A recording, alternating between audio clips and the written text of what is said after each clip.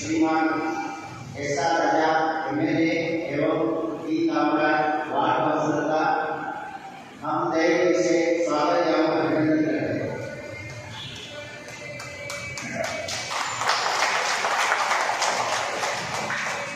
अनुपूर्ण तिरु ऐसा राजा एमएलए अनुपूर्ण Thiru T Kamaraj ward councillor அவங்களுக்கு நாம் எல்லாரும் நன்றி தெரிவிக்கிறோம். உதய சூரியத்தில் வாக்களித்து வெற்றி பெற செய்கின்ற டிஆர் பாலு அவர்களுக்கு நாம் எல்லாரும் ஓட்டு போட்டு வெற்றி பெற செய்கின்ற அன்போடு கேட்டுக்கொள்கிறோம். இது साथ ऐसा राजा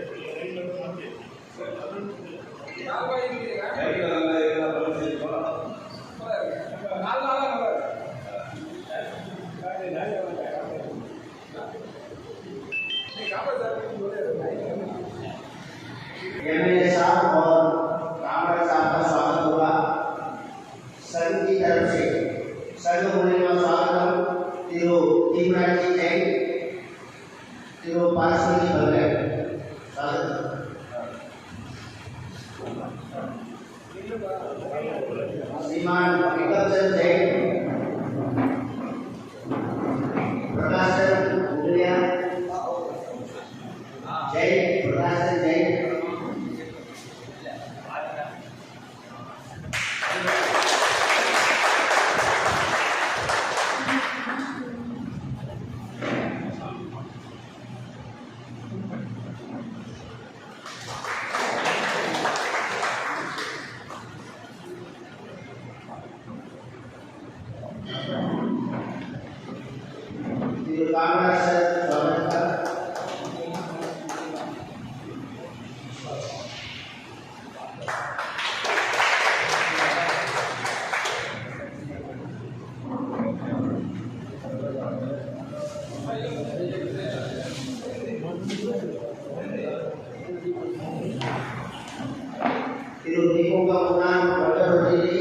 विजय जैन, नंदी जैन, विनोद जैन, विनोद मेहता, विकास जैन, एलन वाले,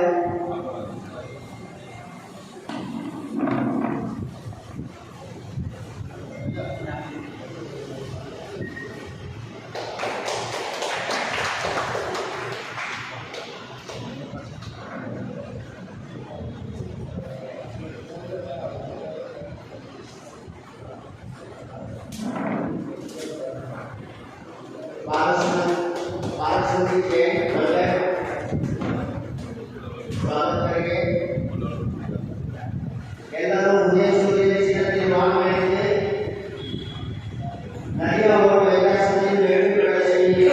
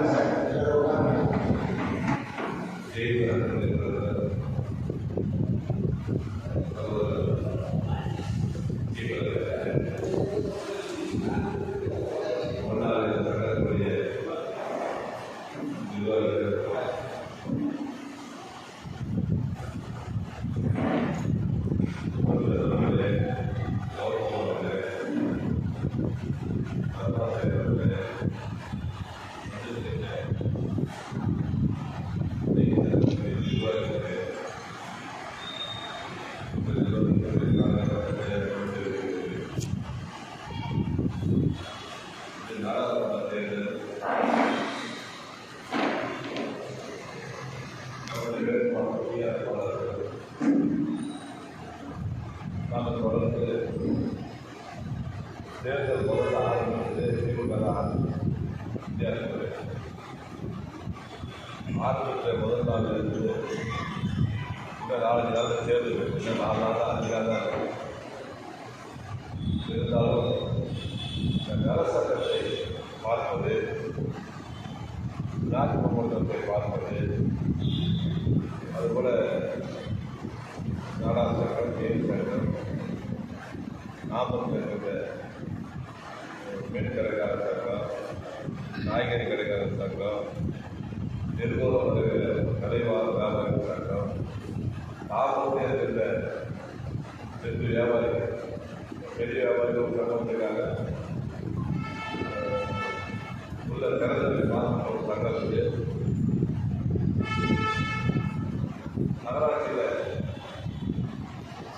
வாடகைதாரர்கள் சட்டம் இருப்பார். இது நான் சொல்ல இந்த பகுதி மட்டும். இது இல்லாமல் பல்வேறு சட்டங்கள், காப்பல் முழுவதும் நல சட்டங்கள். இதை பார்க்கக்கூடிய எங்களால் எங்களுக்கு நேரம் பத்தலை. ஒரு 4வது உறுப்பினர், இது போல 6 தொகுதி, 23 வாக்காளர்கள், அவர் பேர் சொல்ல முடியாது. காரணம் 6:50 விசாரணை ஸ்டார்ட் ஆகிடும். நான் சொல்ல டைம் 7, ஆனால் 6:50 ஸ்டார்ட் பண்ணுறேன்.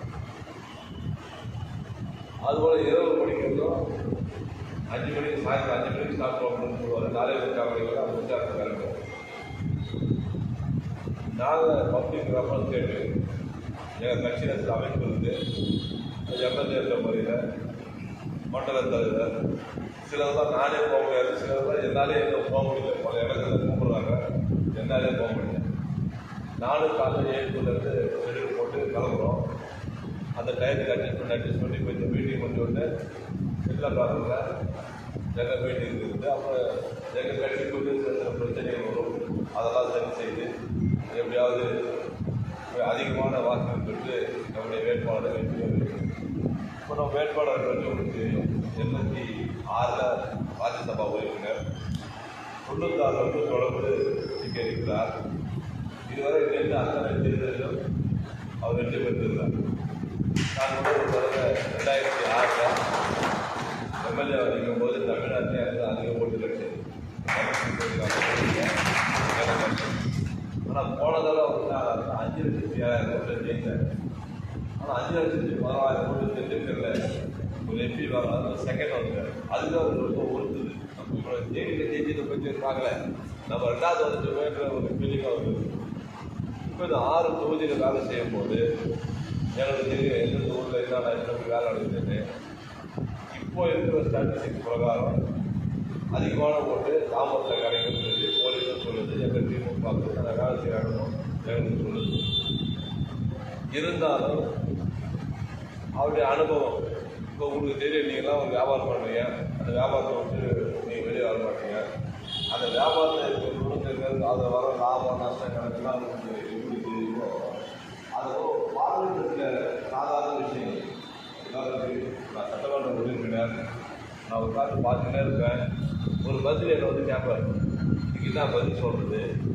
எனக்கு மந்திரி என்ன கேள்வி கேட்குறது ஏதாவது சொல்கிறதுக்காக சொல்கிறேன். நீங்கள் மந்திரி ஆகுதுக்காக எனக்கே ஆச்சரியமாக இருக்குது. வேற ஒரு மந்திரியாக இருக்காது, 2 வருஷமாக மந்திரியாக இருக்காரு, நம்மளை வந்து கேட்குறாரு அப்படின்ற ஒரு எண்ணம் எனக்கு வரும். அதுக்கு என்ன காரணம்னா, அவர் மந்திரி வந்து புதுசாக வந்துட்டார். நான் 96 இருக்கிறேன்ல, சேர்மனாக இருக்கிறேன், எம்எல்ஏவாக இருக்கிறேன். தொடர்ந்து பப்ளிக்கை பார்க்குறோம். பப்ளிக்கை பார்க்கும்போது அவங்க என்னென்ன சொல்கிறாங்க.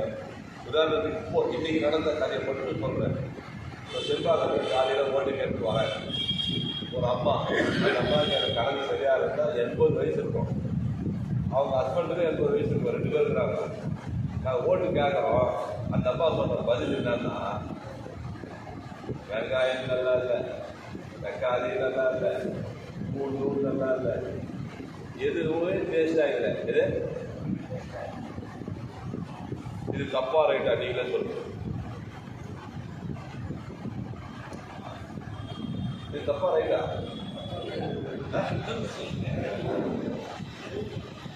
ஒரு பாமர மக்கள் ஏரியில் ஊடு கட்டிக்கிறாங்க.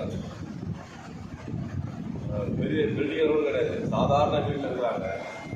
நாங்கள்லாம் நீங்களாம் எப்படி தான் சொல்கிறீங்க, அது சொல்லுது அந்த வாக்கியவங்க. நீங்களாம் எப்படி தான் சாப்பிட்றீங்களோ அப்படின்னு சொல்லுது. நான் போய் அந்த வீட்டில் சாப்பிட்றேன்னு வச்சுக்கோங்க, கூலி சாப்பிட்டுன்னு வச்சுக்கோங்க.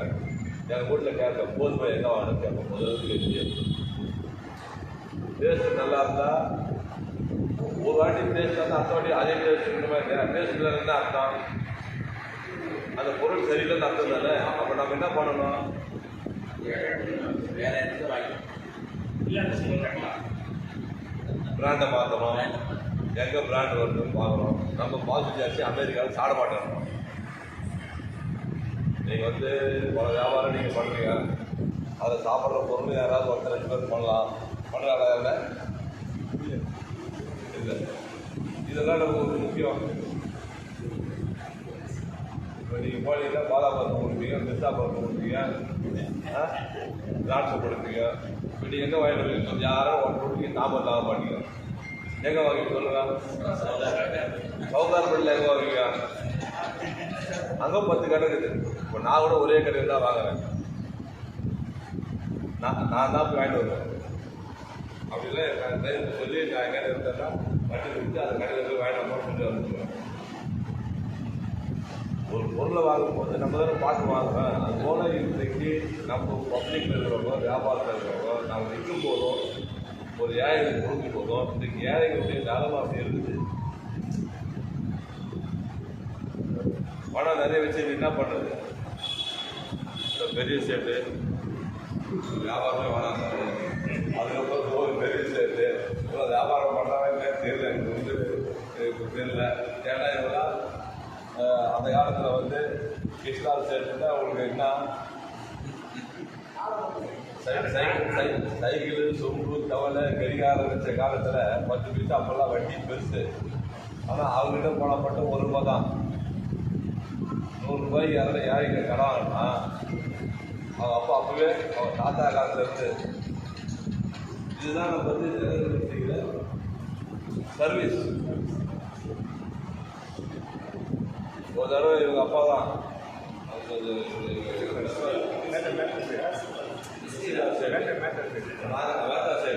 நாங்களாம் அப்போ அவங்கள்ட்ட தான் கடன் வாங்குவோம்.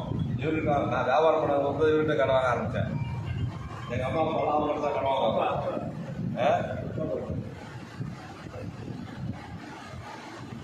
எல்லாமே பேசிக்கு தான் வருது. கீழே இருந்து வந்து படிப்படியாக வந்து நம்ம எப்படி நடந்துக்கிறோமோ அதை வச்சு தான் நம்ம டெவலப்மெண்ட்டாக வந்து போகிறது. அதுபோல் நம்ம எம்பியை பொறுத்த வரைக்கும் அவருக்கு ஈக்குவலாக நம்ம யாருமே பேசவே முடியாது. யாருக்கு ஈக்குவலாக? எம்பிக்கு ஈக்குவலாக நம்ம யாருமே கம்பேரிசனே பண்ண முடியாது. தொடர்ந்து 30 வருஷமாகவும் 88 எம்பியாக இருக்காரு. ராஜ்யசபா எம்பியாக இருக்காரு. எலெக்ஷன் பார்ட்டி எல்லாம் ஜெயிச்சு வந்தார். இதெல்லாம் பண்ணார். அவர் தான் ஃபஸ்ட்டு உங்களுக்கு தெரியும். ரயில்வே ஸ்டேஷன் நிறைய பழைய ஆளுகள் தான் தெரியும். பழைய ஆளுகள் என்ன இருந்தா உங்களுக்கு ரயில்வே ஸ்டேஷன் எத்தனை ரயில்வே கேட் இருக்குது எம்பியாக போகுது எல்லாத்தையும் அவர் தான் பார்க்குறாரு. திருச்சி கண்டிப்பாக திருச்சி அந்த திருச்சி எல்லாம் திருச்சி அவர் தான் போட்டார். தமிழ்நாடு ஃபுல்லாக போட்டார். இந்தியா ஃபுல்லாக போட்டார். இப்போ நம்ம தேர்ட் டெர்மினல் அது ஸ்ரீலங்கா ரயில்வே ஸ்டேஷன் டெல்லிக்கு போனால் இல்லை டிடிஎஸ் இங்கே இருக்கு. அது அவர் பண்ண வேலை தான். ஹைதராபாத் இங்கே ட்ரெயின் பெங்களூர் கூட போகிறோம்.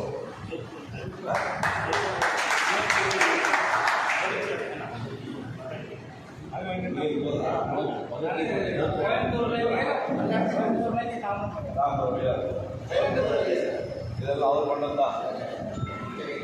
இப்போ அவர் பண்ணதெல்லாம் ஒரு பக்கம் இருக்கட்டும். இப்போ நாங்கள் வந்து 3 வருஷத்துக்கு என்னென்ன பண்ணியிருக்கோம்? கார்பரேட் ஆகிருக்கிறோம். போலீஸ் கமிஷன் ஆஃபீஸ் லைப்ரரிக்கு போனதில்ல. இப்போ அதுவும் இப்போ வருது. பக்கத்தில் ஒரு 132 கோடிக்கு பெரிய ஹாஸ்பிட்டல்.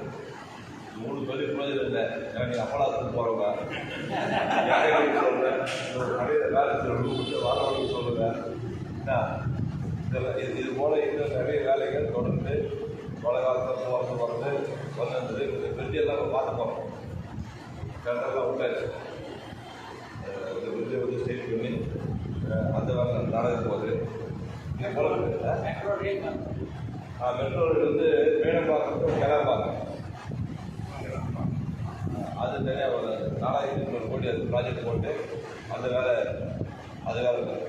இதெல்லாம் வந்து நம்ம இந்த ஊரில் இருக்கிறதுனால இப்போ வியாபாரம் இந்த மாதிரி அம்பத்தூரில் அவர் தான் எம்பி தெரியுமா?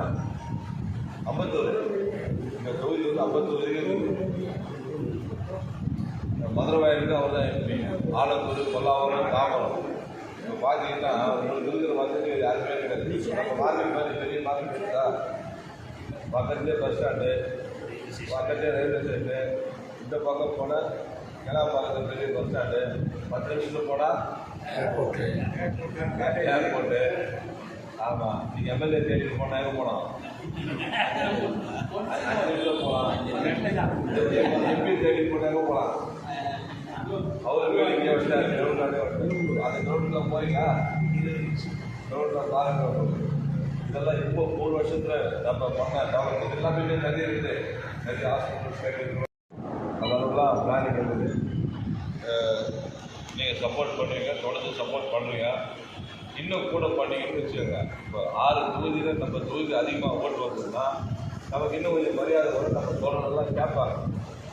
நாங்கள் போகும்போது அவங்க என்ன கம்ப்ளைண்ட் கொடுக்குறாங்க? வியாபாரிகளே சொல்கிறது தமிழ் ரோட்டில் மோட்டர் சைக்கிளாக நிற்குது, என்க்ரோச்மெண்ட் அதிகமாக இருக்குது. வியாபாரிகளே சொல்கிறாங்க, நீங்கள் தான் சொல்லலை. வியாபாரிகள் சொல்லிட்டு கம்ப்ளைண்ட் கொடுக்குறாங்க. அதுவும் அப்துல் ரசாக் ரோட்டில் இந்த ப்ராப்ளம் இருக்குது, அந்த டாய்லெட் ப்ராப்ளம் இருக்குது, இதெல்லாம் சொல்கிறாங்க. முன்னெல்லாம் நீங்கள் வந்து ஸ்கூல் இருக்கும் அதுதான் கேட்டேன், புத்தகங்கள் 1600 பேர் படிக்கிறாங்கன்னாங்க. முன்னெல்லாம் நிறைய செலவு பண்ணிக்கிறேன், எதுவுமே செலவு பண்ணுறதுன்னு தெரியல. என்ன சாமி துட்டு ஊற்றி வாட்டர் டேங்கெல்லாம் கட்டிக்கிறீங்க, அசோசியேஷன் எவ்வளோ பணம் இது? இல்லை நீங்கள்லாம் கொஞ்சம் செலவு பப்ளிக் சர்வீஸ் பண்ணி நிறைய செலவு பண்ணணும். ஆக நீங்கள் போடுறது மட்டும் பத்தாது, போட்டு மற்றவங்க சொல்லி வேலை செய்கிறவங்களுக்கு, அக்கப்பறம் தெரிஞ்சவங்களுக்கு டெவலப்மெண்ட்டு. மோடி என்ன பண்ணுறதுன்னு தெரியல. மோடி எவ்வளோ ஜிஎஸ்டி வாங்க நீ கட்டுறதா கரெக்டாக சண்டி வந்துருக்கேன், எவ்வளோ ஜிஎஸ்டி வசூல் போடுறாரு. இவர் என்ன சொல்கிறாரு, இவர் பிஜேபி இருக்காரு, இவர் என்ன சொல்கிறார், இவர் பிஜேபி இருக்காரு. யார் பண்ணுறாங்க? ரெண்டு பேரும் கண்டிப்பாங்களா? ஆக ஓட்டு போடுங்க, உதவி செய்யுங்க.